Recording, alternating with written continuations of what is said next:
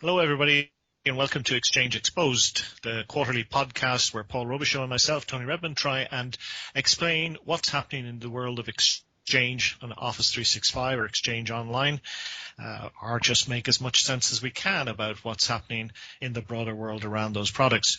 So this podcast is really focused on strategic questions rather than some of the tactical stuff that's going on. Paul and I have been writing about this stuff for a long time, almost 17 years, really, maybe in 20 years. We're not that quite sure, but that's a function of age. And we've accumulated some well-established opinions about the way things should be done in that time. We'll try and keep out of the weeds, we'll try and keep out of the detail, but because we're technologists, just sometimes we have to go there because it's a nice, comfortable place to be. There's lots of on-premises content here, but the cloud is really, really important to a lot, from a strategic point, so you're going to hear a lot about that too.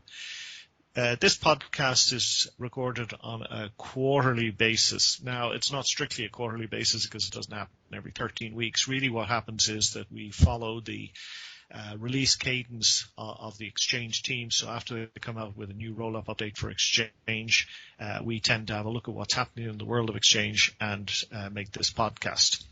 4 podcasts a year seem to be the right kind of thing to cover all of what's happening in Exchange, all the important stuff. So this time around, we had intended to have a guest. And we do like having guest technologists come in and tell us all about the important challenges that they're grappling with. But just this time, we couldn't get the right person lined up. Well, we had the right person lined up, but you know what it's like sometimes. Sometimes failovers happen. And guess what? The failover happened. We didn't have a high availability alternative to come in, so we don't have a guest technologist on this show, but we'll try and fill in the gap. The good news is that we'll have auto reseed enabled for our next podcast. Yeah, that's a real in-joke, Paul, isn't it? Well, sorry, best I can do. Yeah, didn't take you long to get back down in the weeds there.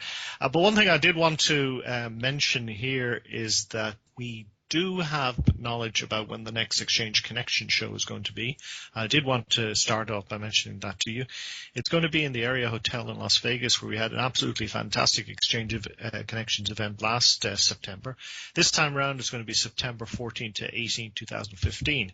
And that's a really good date because it's about 4 months after Microsoft will have come out at Ignite, their major all singing, all dancing, everything for everybody show that's going to happen in Chicago in the first week of May.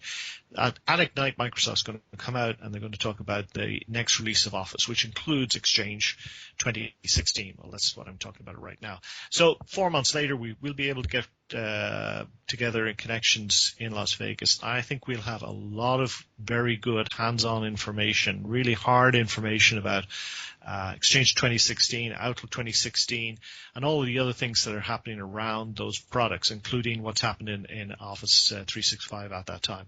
So put that date in your September 14 to 18, 2015.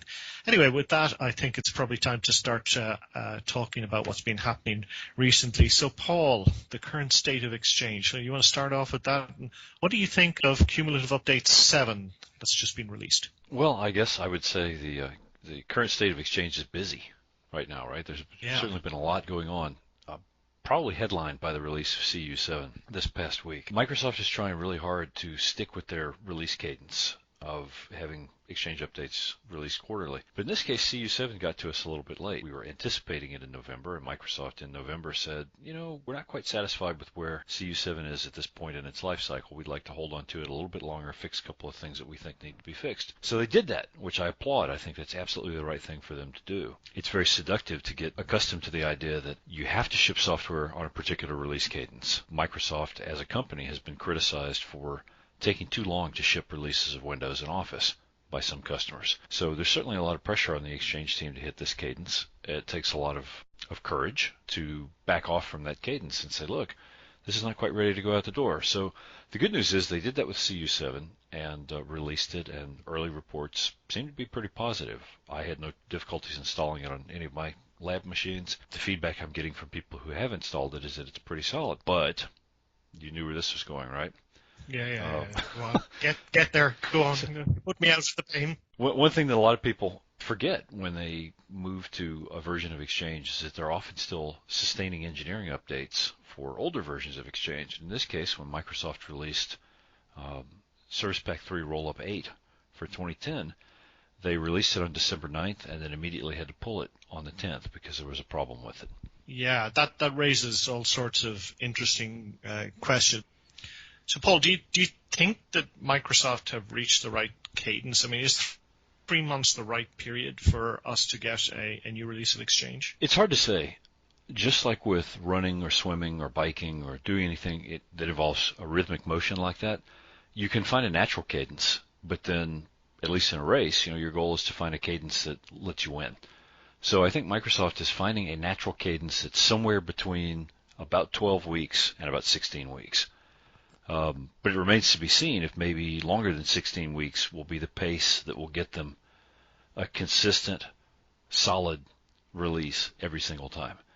I'm really encouraged to see that CU7 seems to be solid, but the fact that roll-ups for older versions are released on approximately the same schedule means that maybe there's not quite done debugging that process yet. Sure, yeah. Let's talk a little bit about CU7 itself.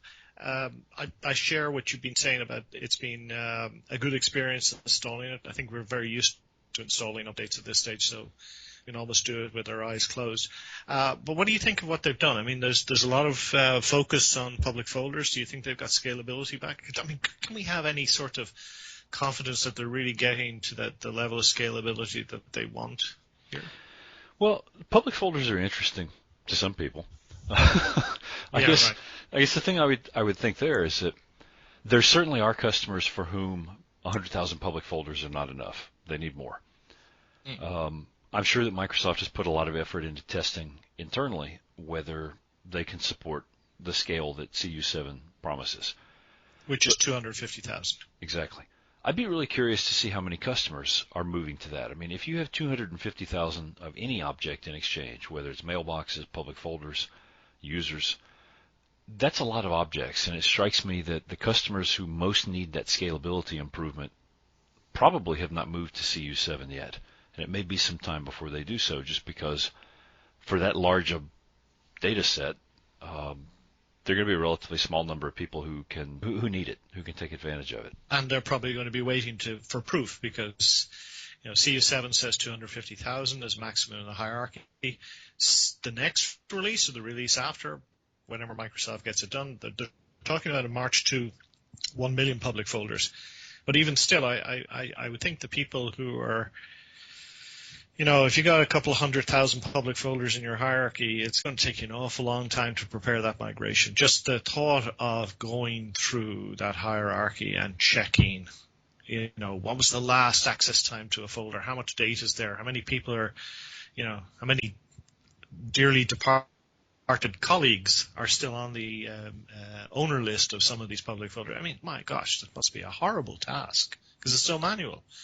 So I share your views. I don't think it's going to be. I think it's going to be a while before people are actually going to go and use. Those people with the hundreds of thousands of public folders are going to use Exchange 2030. But it's nice to see them improving things.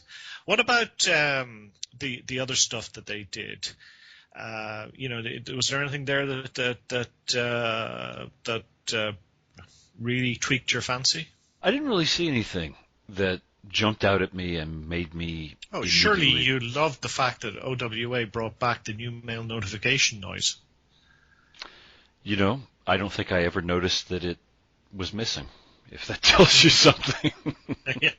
Okay. Well, on a more serious note, what about this note about backups that they put into the eHello blog post on the topic? Do you think that's a serious issue? Well, yes and no, right? I mean, backups are your lifeline. So anything that means that there's a possibility that a backup that you took can't be restored has a potential to be very serious under a circumstance where you need to restore that backup and you cannot. The engineering team has spent a fair amount of effort explaining under NDA to the MVPs what the exact circumstances of the problem were. And they pointed out something that I think is interesting, which is that no customers ever reported this particular problem. It was not discovered by a customer report in the wild saying, hey, wait, we couldn't restore our backup. So I think with that said, anytime there's a problem with anything backup related, it makes me a little skittish because backups are so important.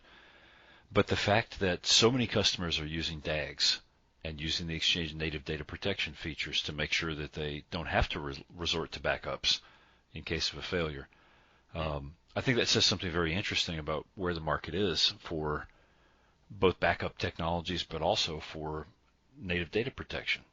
You know, I'm not sure that Microsoft would have anticipated that as many customers as have would take advantage of DAGs to the extent that they would not be relying on regular backups as their primary mechanism. Right. But it's still good advice, don't you think, that, you know, after you get all your mailbox servers upgraded to CU7, that you should really take a full backup just to be sure? Absolutely. What I normally tell people is do a backup before you upgrade and do another one afterwards. And that way you're covered just in case, you know, back in ancient days, we would occasionally see odd behavior from Exchange installers or Windows updates or other things like that. And having a backup both before and after just gives you that much more safety margin. Okay, you're probably a little bit more cautious than I am. But I do like the feeling of taking a backup afterwards. But anyway, let's talk a little bit more about these some recent reissues or patches that have appeared and have been withdrawn. There's two in specific I want to talk about.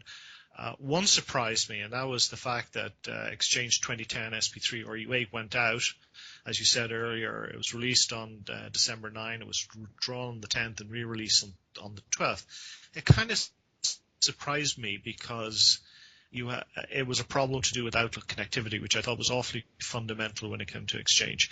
And then we had another thing when they released a hotfix, which had been waited for quite a while. This is the hotfix to allow Outlook 2010 to support MAPI over HTTP. Now that appeared without much fanfare, it's got to be said, you know, so they didn't make a big thing of it. But then about 18 hours after it appeared, bang, it was offline again. This time because there seemed to be some sort of problem with Auto-Discover.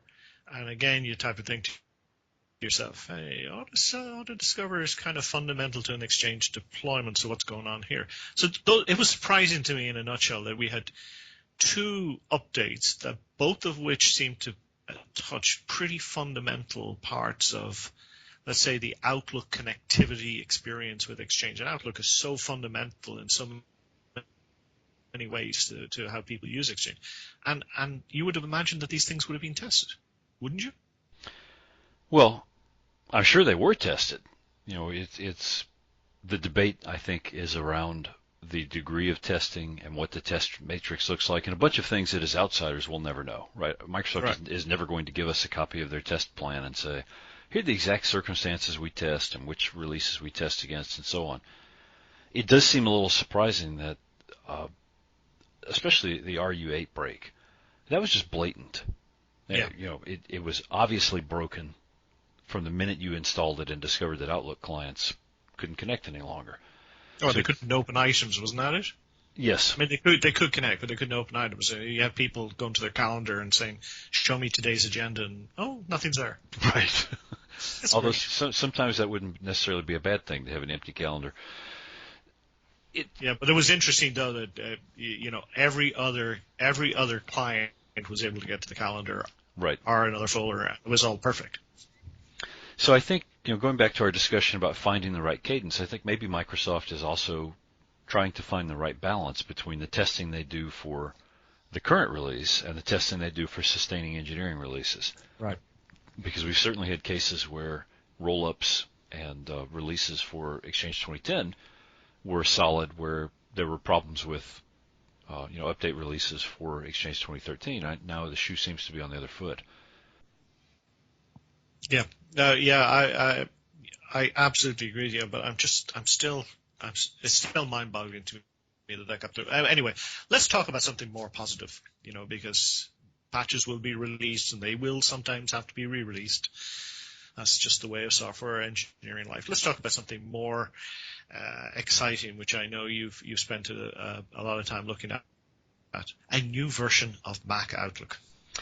So this was very long awaited. The old version of Mac Outlook, and in general the old release of Mac Office, is really starting to show its age. In part that's because Apple keeps changing the visual design language of the underlying OS. But it's also because Microsoft has made very steady improvements in Outlook 2013 for Windows that have not been matched on the Mac side. So I use Mac Outlook daily heavily. I have a number of coworkers who use it daily heavily, and I've been very pleased with it so far. It's much faster and much more stable than the preceding version of Outlook. If I had any complaints, I guess the only thing I would point out at first is that there's still a lot of people who aren't clear on what they have to have or what they have to do in order to be able to download and run the new version of Outlook, because it requires you to activate it against an active Office 365 subscription. So you can't buy it in the store unless you buy Office 365 Home Premium, and you can't directly download it without signing into the Office 365 portal. And that's been confusing to a lot of people, because what you end up with once you download and activate it is this really spiffy, modern-looking Outlook 2013 looking version of Outlook, and the same old Word, Excel, PowerPoint versions that we've had since 2010. So there's a little bit of a disconnect there. But I think as Microsoft gets closer to releasing a new version of Mac Office, that we're going to start to see more continuity there between them. So let me get this straight, because it's clear I didn't have any problem installing it here. My wife uses a Mac, and because I'm the home IT support personnel, help desk coordinator, I instantly went and installed it on her MacBook Air, just to make sure that I didn't get any more support calls.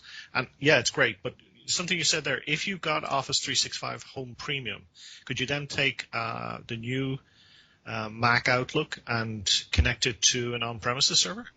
You can, actually, and this surprised me a little bit, because as you may remember, when OA for Devices came out, although anybody could download it, it would only work with an Office 365 Exchange Online account. Right. And there were early indications that maybe that was also true for Mac Outlook, but it turns out once you've downloaded it, you can continue to connect to any mix of on-prem and cloud Exchange 2010 and Exchange 2013 mailboxes.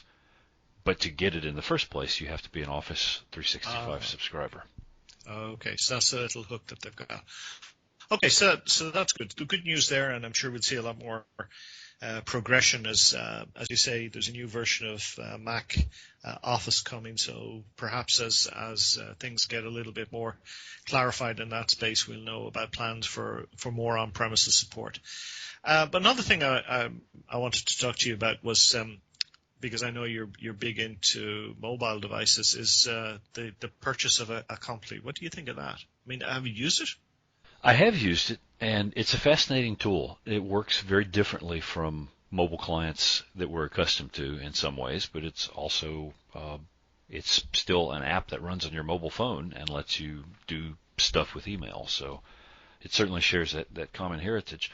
What the Accompli folks have tried to do is make email smarter. And I realize that that's kind of a very high-level, facile way to say it, but they have included some machine intelligence features. Maybe I don't necessarily want to say machine learning, but they have added some functionality that's really very valuable in the context of mobile email. If you think about mobile email as being primarily a way to triage email, see what's important, dispense with things that you can handle quickly, and know whether something is on fire, they've made it easy to do things like dismiss email into the future. So I can look at a message and say, oh, I can't be bothered with this right now. I'd like to see it again in 4 hours. And then the email will vanish from your standard view and will pop back up later. Now, the trade-off for that is that because they don't control your mailbox as an app and a companion service, what they actually do is they ingest your mail into their service and use the mail that they pull in via Exchange ActiveSync to process a view that you see on the mobile device. So what you see on the mobile device with Accompli is not necessarily what you would see in your OA or OA for Devices or Outlook inbox, depending on what view state the Accompli client is in. I like the idea, though. I think they've done a lot of very clever things in the app, and I'm very interested to see what that means for OA for Devices.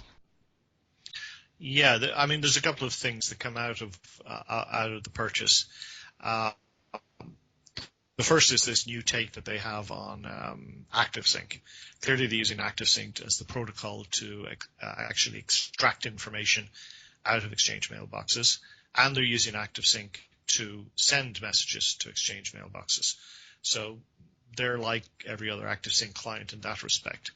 However, the fact that they take the data, ingest it, and modify it, because they do various sorts and other intelligent filters on their own servers, I know has caused some questions in the minds of security people who wonder about valuable corporate information being taken to a third-party service where that information is held on those servers for as long as it needs to be available to the mobile device, and is then made available from those servers to the mobile device. Now, I've read through the Acompli privacy and security policies, and they say all the right things that you would expect. But I know this is giving people some heartburn, some real heartburn. What's your take on that? I think that's a justifiable concern. There are certainly companies that will say, there's nothing really super critical in our email. But I think there will be very few of them.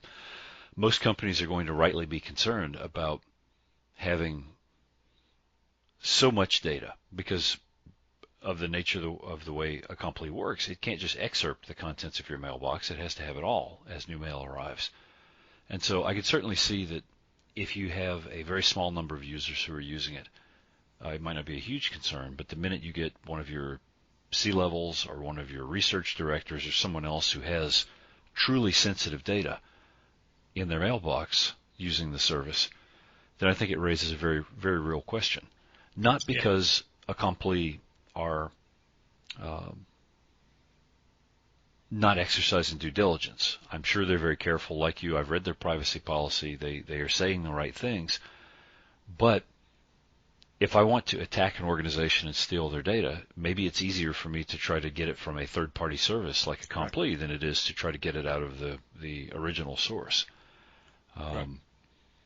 So it remains to be seen. And I guess, I was going to say, I guess that the Microsoft purchase is a good thing from that respect, because when you think about it, up to now, Acompli has been, a 16-person company or something like that based in the Bay Area, and now you're going to get all of the resources that Microsoft can bring to bear, including, very significantly, the engineering know-how and all the secret sauce or whatever that Microsoft might want to apply to harden that service and make it more secure, more reliable, more robust.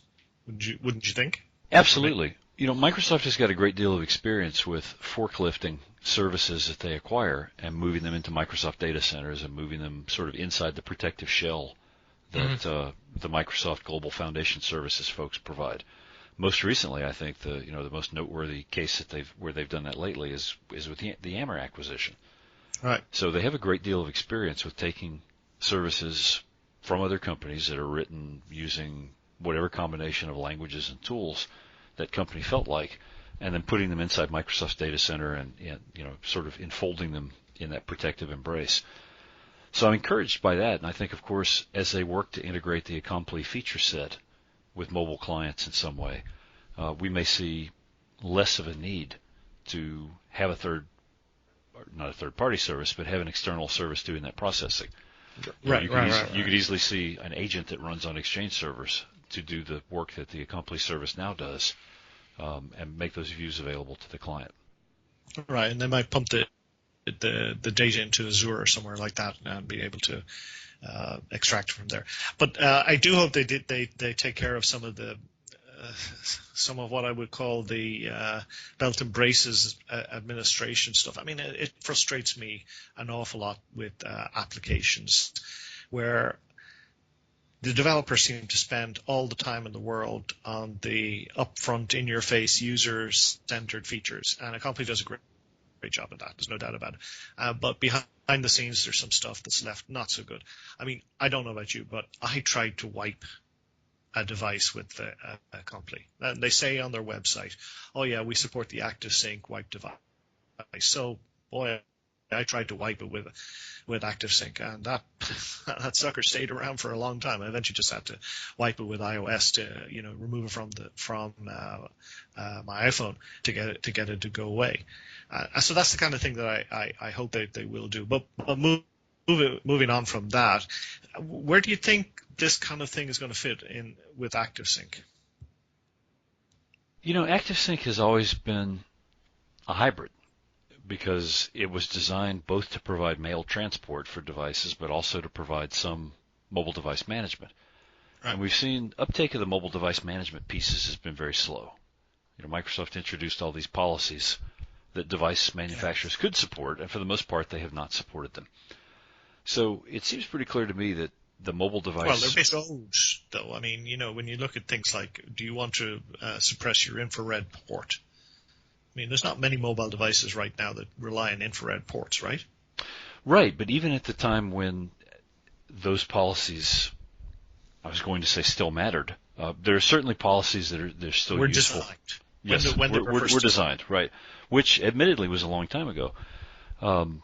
Microsoft sort of had this vision that they would be able to produce a unified protocol that would handle both, and I think that with the emergence of standalone mobile device management solutions and with the announcement by Microsoft that they're going to include mobile device management as part of Office 365, I think they are acknowledging that mobile device management is not something that Exchange ActiveSync can adequately provide.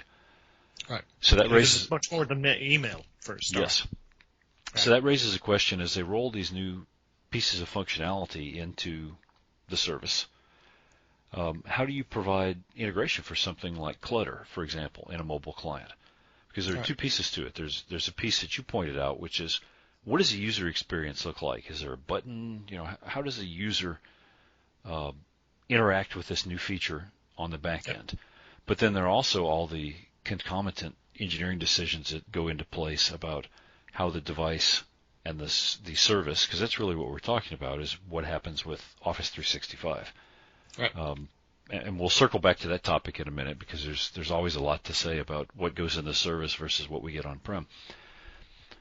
But as they move forward with integrating new features like the ones we've seen for Clutter, for Delve, with the Complete acquisition, it strikes me that Microsoft is they've drawn a line in the sand and they've said, well, we don't expect the device manufacturer to provide a client that includes all this functionality, so we're just going to ship our own. That's what got us OA for devices in the first place. And although we may not end up with OA for devices in the future, it might be called something else or it might take a different form, I don't see Microsoft going back and saying, well, all right, we changed our minds. We're going to let Apple and Google ship their own mobile email clients and we'll just stay out of it. I think the die has been cast, and we're going to continue to see Microsoft-branded email clients for these devices in the future. Which would be fine if those clients are best of class. But the sad fact is that OA for devices, for example, on Android hasn't been particularly good. Right. And OA for devices for iOS on iOS has been. Well, it's not bad. Let's be fair. Especially on an iPad, it's not bad, but it's hardly a sparkling performer, would you say? It's slower than death eating peanut butter, and admittedly, I have an older iPad, so that's part of the problem. But it's much slower than using the native app, and it is unfavorably slow even compared with opening Safari and navigating to the native web-based OA. So I think there's still some work to be done there. Having said that, part of the trade-off when you run OA for devices is you get things that the native client doesn't have because of the way that the client's engineered.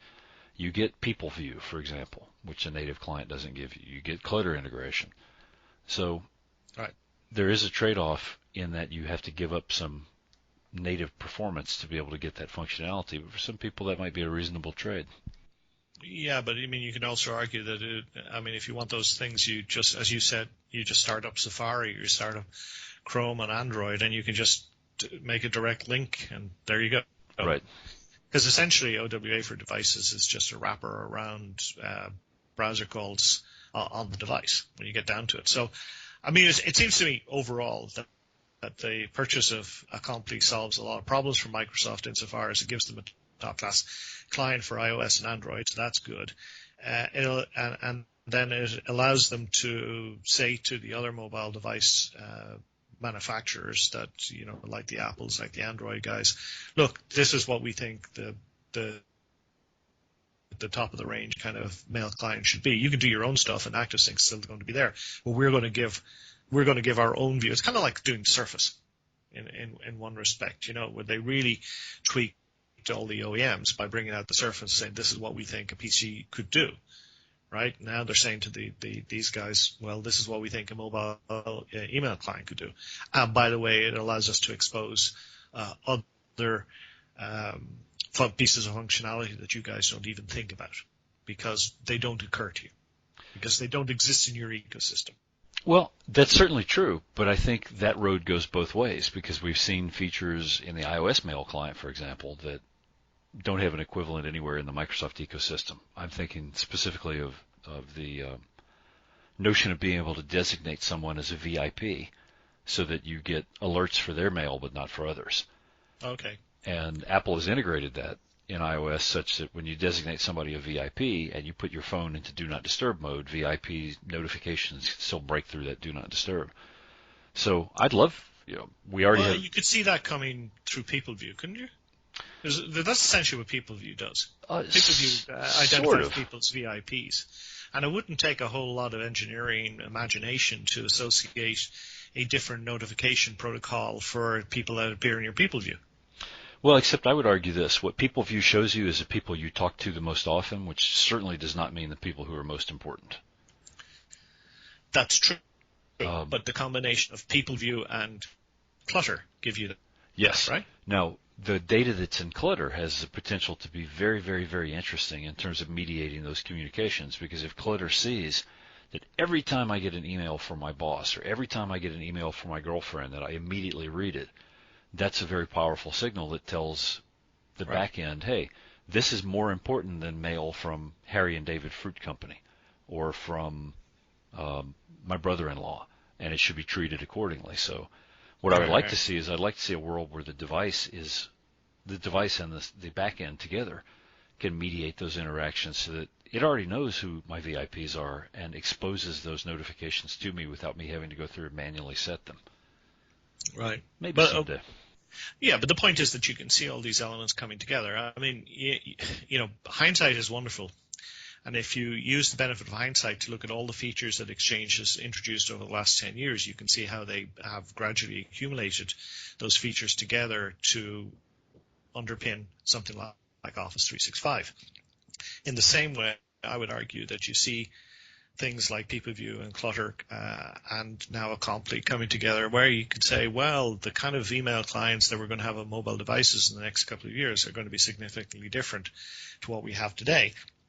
And by the way, to take your point, you could see how Microsoft would pick up ideas that other clients have and repurpose them using technology that they already have. But anyway, this is all idle speculation.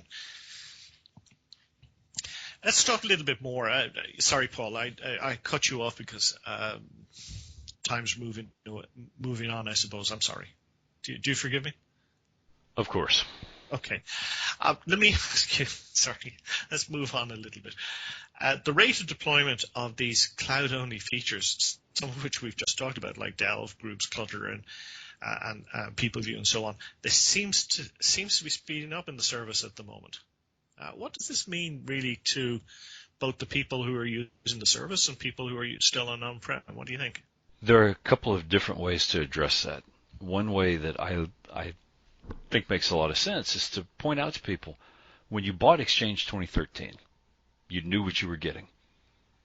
And as time has passed, I've gotten more in tune with this argument that Microsoft releases new features and new functions into an existing release of software when it makes sense for them to do so. Now, make sense can be because it's cost effective, because there's some larger marketing purpose in doing it, because customer demand tells them if they don't do that, they'll have some kind of competitive loss. And the numbers are just not lining up in favor of putting a lot of these new functionalities into the existing software. Now, you can argue about whether that's a good thing or a bad thing. I know it infuriates people to feel like the cool cloud kids are getting something that the on-premises folks are not getting. And I certainly understand that very well. But I think viewed perhaps more dispassionately, it makes perfect sense for Microsoft, both from an engineering standpoint and from a marketing standpoint, to roll these features out into the cloud always first, and then backport the ones that generate the most customer demand, but also are the least onerous from an engineering standpoint. One of the interesting things about Delve is that although Microsoft hasn't talked a lot about the internal details, when you look at all the things Delve does, it's obviously a complex piece of technology on the back end. And so suppose Microsoft said, well, okay, if you want on-premises Delve, we will deliver that. And let me just repeat, suppose Microsoft said. They didn't say that. I don't know if they're going to say that. I don't want to intimate anything here. But suppose that they did decide to release on-prem Delve. Would that be a new server role? Would it be several new server roles? Would it require that you have both SharePoint and Exchange deployed? What would its resource requirements be? We don't know the answer to any of those questions, but Microsoft does, and I think it's probably fair to say that if it were something that they thought every customer would want and be able to deploy, or if they thought the resource requirements were light and easy, they probably would have put it into the on-prem version. So I think for some of these capabilities, the reason we're not getting them on-prem right now is because they are not in an on-prem friendly form. Right. I think that's definitely true for Clutter, right? What makes Clutter work is being able to do a lot of CPU-intensive analytics on the back end. And I recently had a side conversation with some Microsoft folks about a behavior I was seeing in Clutter that was not expected. And it took two of their engineers about a week of digging through Clutter transaction logs, basically, to figure out what the issue was. And I think that because Clutter is involved in mediating mail, if you put it out on-prem and people start calling Microsoft and saying, look, this is not behaving the way I expected, it's hiding message, or it's cluttering messages that it shouldn't, or it's not cluttering messages that it should, that has the potential to be a huge headache for Microsoft. So I think for things like that, it's probably wise for them to keep those inside the fence for now, where they have the ability to better track and control what that code is doing.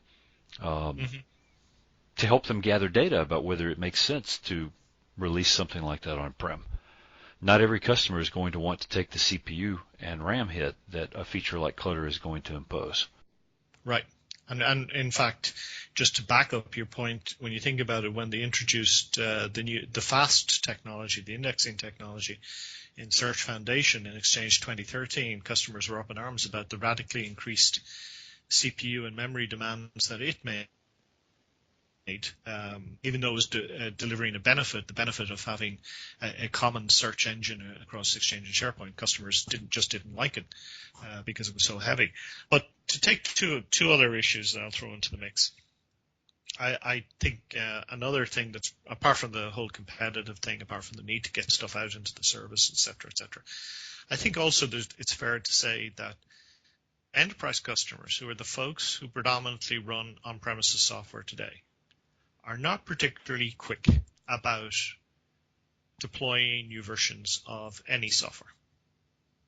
So if Microsoft was to say, okay, we will take the engineering hit, we'll put all the resources in to deliver something like PeopleView or Clutter or Delve or anything else that's recently been seen in Office 365, we will put that in the next version of Exchange Server. We'll put it in Exchange 2016. The question that I'm sure would be in their minds is, okay, how quickly will customers actually make use of it? How quickly are we going to see? Because you look today, we're 2 years since Exchange 2013 was released. The vast majority of the Exchange on-premises installed base are still on 2007 and 2010. Right. So the point then would be that if Microsoft was going to say, well, we'll have Delve for Exchange 2016. It might be 2018 or thereabouts before customers are using it in any kind of widespread manner. So that's the first thing. And the second thing I think is that one of the points that people forget is that when they see these new services, new features appearing in Office 365, they don't consider all of the backup stuff that has to be in place to actually make these work. I'm thinking about management features. So if something goes wrong with Clutter, as you talked about, you had to get involved with the Clutter engineer to find it for a week to find out what was going wrong. Now, that's okay for Microsoft, because when they're running the service, they've got all the back end, they've got all the tools, they've got all the automation, and they have the engineering skills and talents. If you try and then bring that into an on-premises environment, I could just see a horrible mess going on. I really could. So I don't know. I'd love to see some of this stuff appear in on-premises environment, but given the complexities of it and the fact that you've got so many so many interconnections now, for example, between Office Graph, SharePoint, Exchange, Link for Delve. Right. So how would you go and deploy that on premises? I just think it's a big ask. It really is a big ask. The more I think about it, I think people will ask for it. They will ask for it. I think Microsoft learned a valuable lesson from their competition with IBM Lotus, because there was a time, for those of you who are not as experienced in the market as Tony and I, there was a time when Lotus was a viable competitor against Exchange, and IBM was getting a lot of customer demand to enable the use of IBM's DB2 database product as a backend for notes. Yeah. So they put a huge amount of engineering effort into supporting that, and they released it, and it vanished without a trace, because it turned out customers wanted the ability to do that. They didn't want to actually do it. And I think that's probably what we would see. Or didn't want to pay for it. Well, that's why they didn't want to do it. Right. I think that's definitely something that we should expect to see if Microsoft woke up tomorrow morning and said, yes, we're going to put all these capabilities into Exchange 2016. I think it's fair to say that there are customers who would not deploy Delve if it were available on-prem. There are customers who would not deploy Clutter if it were available on-prem.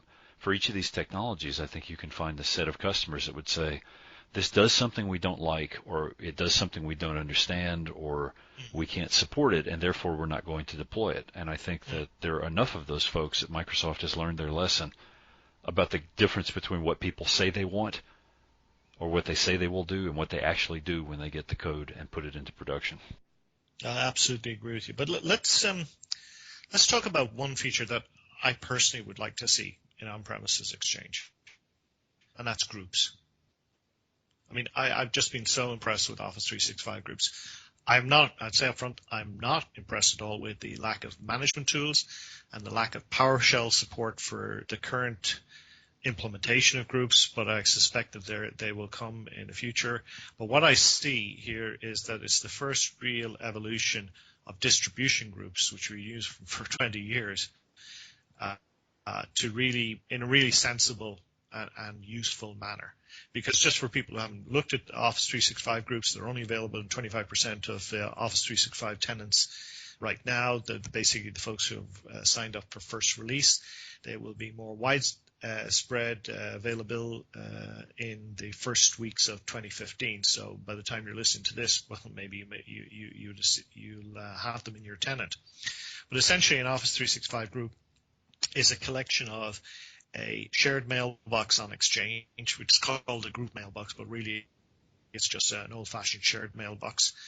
And the mailbox is used to hold conversations, threaded conversations, kind of like you'd see in any forum in the world, and also a shared calendar. And then behind the scenes, you've got a link to SharePoint, because SharePoint's going to host some document libraries where files that should be shared with the group are located.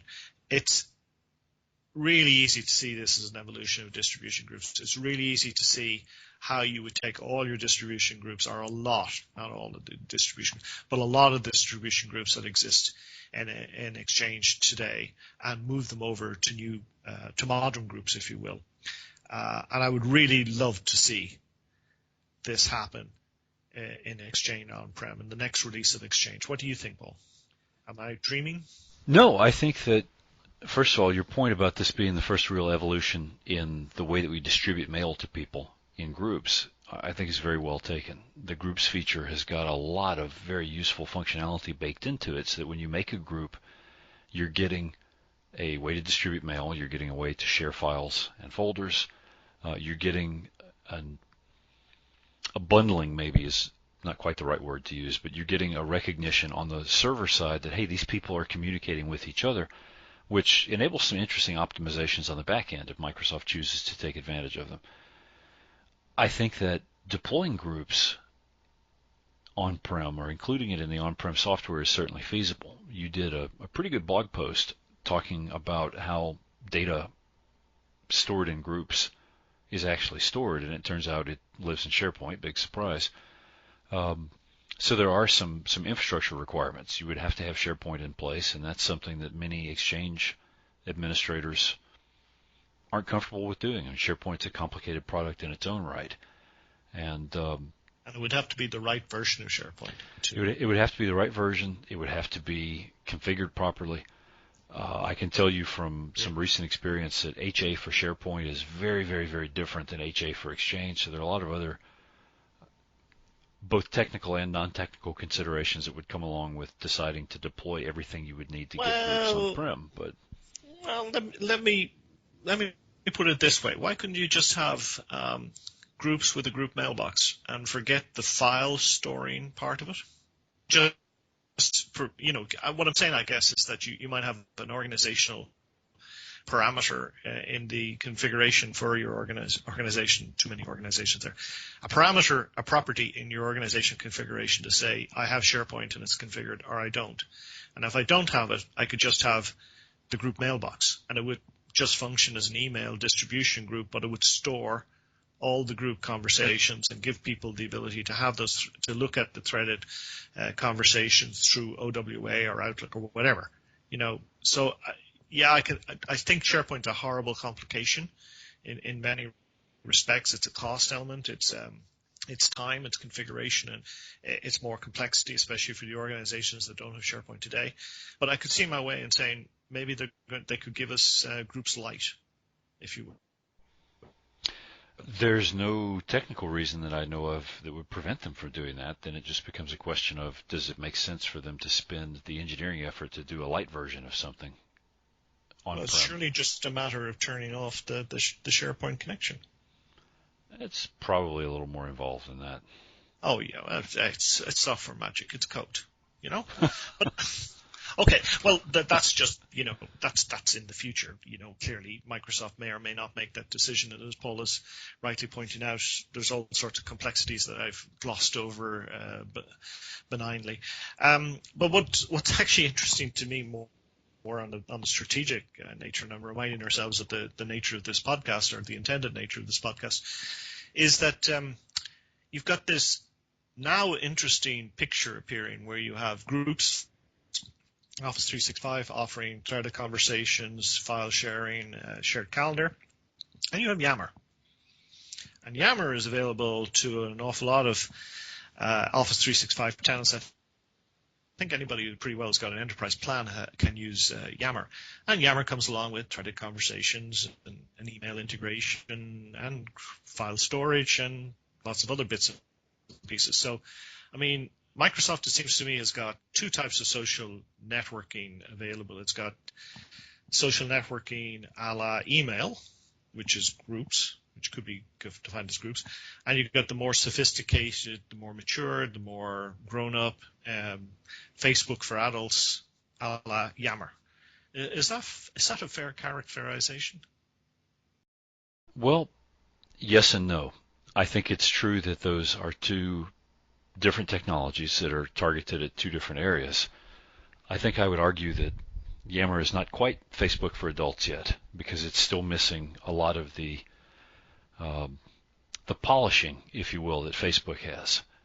For example, it's much easier to see the full context of a conversation on Facebook's website than it is on the Yammer website right now. I think some of the rough edges of Yammer are going to be sanded down over time. But I think the bigger question is, how is Microsoft going to integrate Yammer into the rest of what they do with SharePoint? If you think back to just before the Yammer acquisition, SharePoint 2013 had a feature called News Feeds that in many respects was very similar to what you would think. It still has it today, by the way. Well, not if you're in Office 365 and you have Yammer turned on. Oh yeah. Well, you have the choice in Office 365. You either have Newsfeed or Yammer. Right. You are forced to make that choice. Sorry, Right. go on. But Please. the basic idea there was the kind of social networking that we would normally think of in a business context. The ability to say, okay, I posted a document. People can comment on the document without putting comments into the document. There's some metadata or some meta conversation that takes place that people can join and be invited to and can like. Those are all powerful ideas. I don't think there's any debate on whether or not those are useful features in some contexts. The only question is what's the best way to deliver them. It's easier for me to see how Microsoft takes the core concepts of Yammer and bakes them into the service, probably through SharePoint, than it is for me to see how they do those same things in groups. Because just by the nature of the way groups is designed and by the nature of the way that work groups work, it's not clear to me how you expose that same set of features through the groups engine. So what I think is likely to happen, we're still going to see groups. We're still going to see the Exchange Online and Office 365 Online groups feature persist because it does a specific thing pretty well. I think over time we're going to see that Yammer,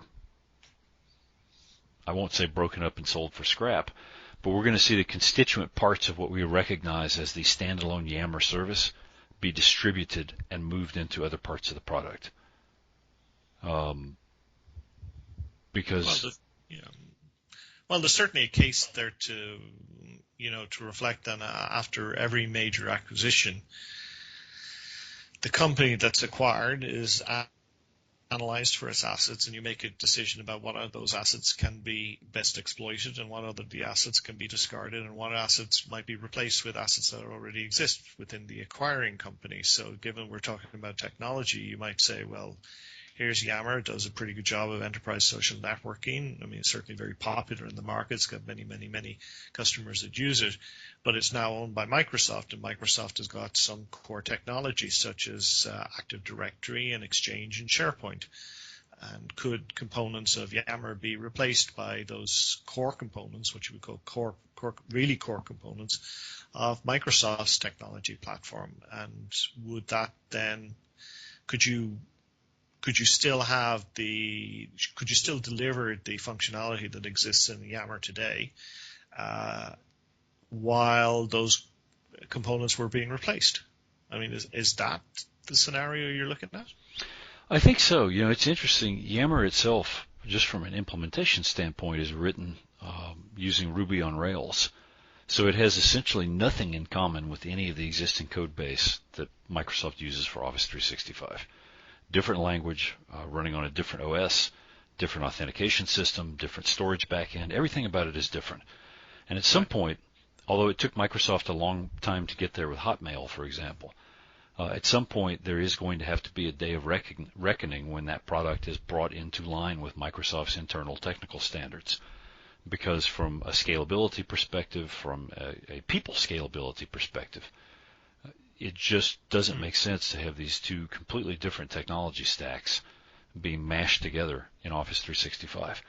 So as part of the natural process, as you said, of evaluating what we bought and what pieces of functionality could be redistributed into other parts of Office 365, as part of that natural re-engineering, I think we're going to see the core Yammer product re-engineered into a series of services that mesh with Exchange or with SharePoint or with Link where it makes sense.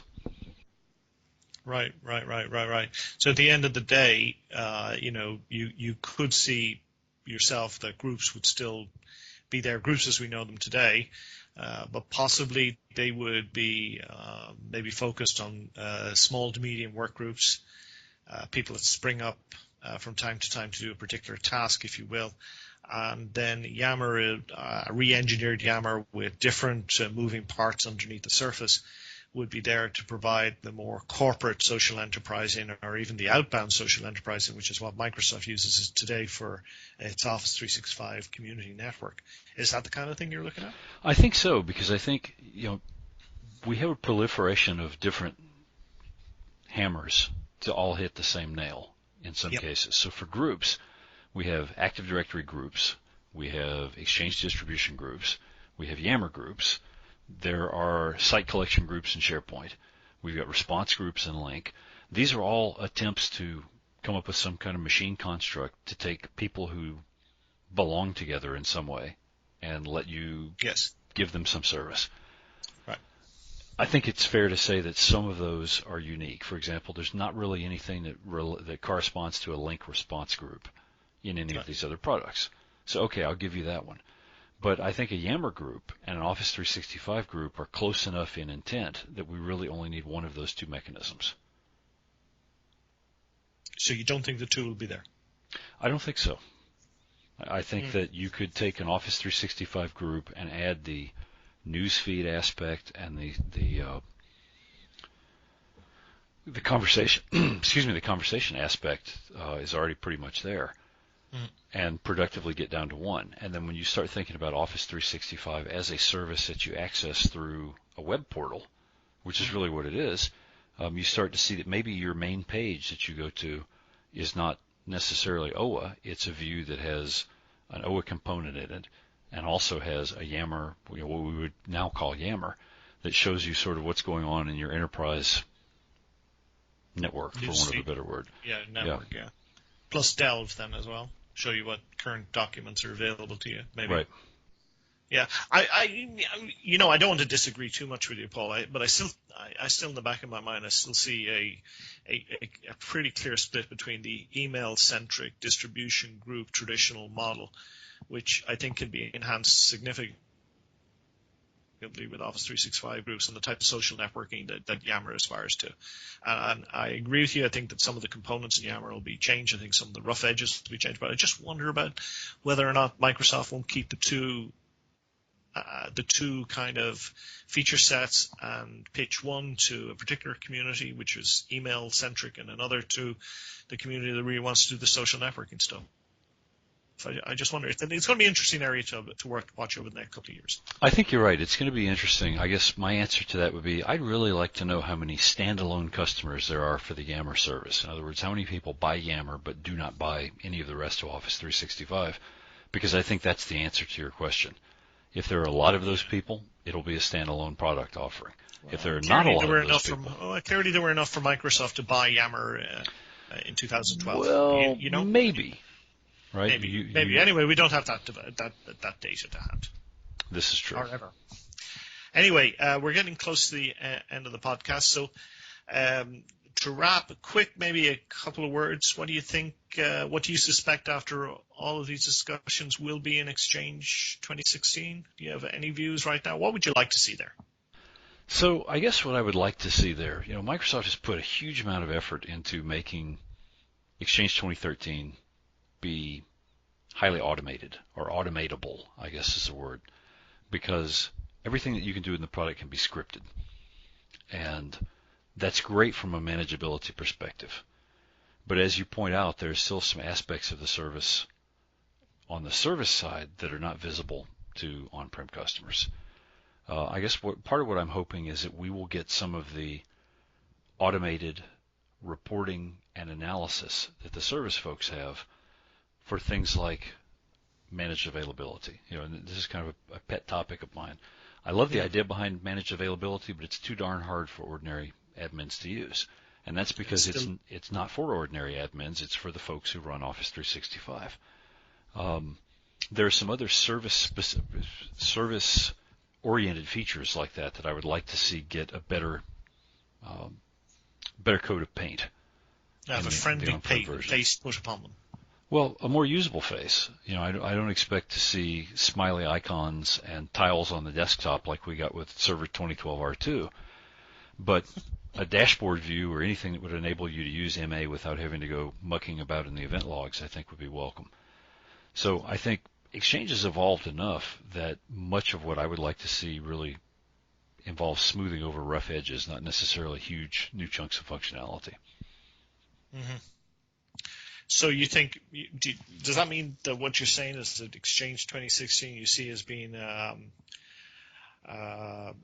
retrenching kind of version, one that maybe takes 2013, puts a fresh coat of paint on it, improves its manageability, improves its user approachability or its management approachability, and maybe includes a couple of extra new features like, I don't know what. Maybe groups. Groups would seem to be a logical thing to include. I think overall, I don't expect any surprises from Exchange 2016, and that's because Microsoft has been very clear about their roadmap for Exchange Online. So we've seen what features Microsoft thinks are important enough to put into the service. It doesn't strike me as likely that they're going to roll out major new features that we've never thought of before first on-prem. If they had a blockbuster feature, we're going to see it in the service first. They've been abundantly clear about that. So we might see some features from the service migrate back on-prem. We will probably see some minor adjustments to features we already have to make them better in some way, to make them faster, or to add new functionality that large customers have asked for. But I don't see a lot of radical changes, and I don't see any features in it that are going to make people say, wow, that is so excellent that I'm going to not use Office 365. I'm going to deploy on-prem instead. Okay. Yeah, I suspect you're right. But you know what? We do have the Ignite show coming up in Chicago in the first week of May. Microsoft made it pretty clear that they'll be talking about a lot of stuff there, including what's happening in Office 365 and the new releases of the Office servers. So I guess we'll find out then. And as I said earlier on, we can get together in Las Vegas in September and talk all about the wonders of what we found out in the 4 months since Chicago. So really do commend people to consider coming along to Exchange Connections 14th to the 18th of September 2015 when you can meet Paul and myself and all the rest of the gang. So anyway, I think that's about it. Our time is up. Paul, I guess we'll get together in 3 months or so and talk about more about what's happening in the world of Office 365 and all the rest of it, and Exchange on-prem, and figure out all of these details, and maybe we might have even learned some answers by then. Always something to look forward to. All right. So good talking to you, and I'll talk to you again. You as well. Thanks.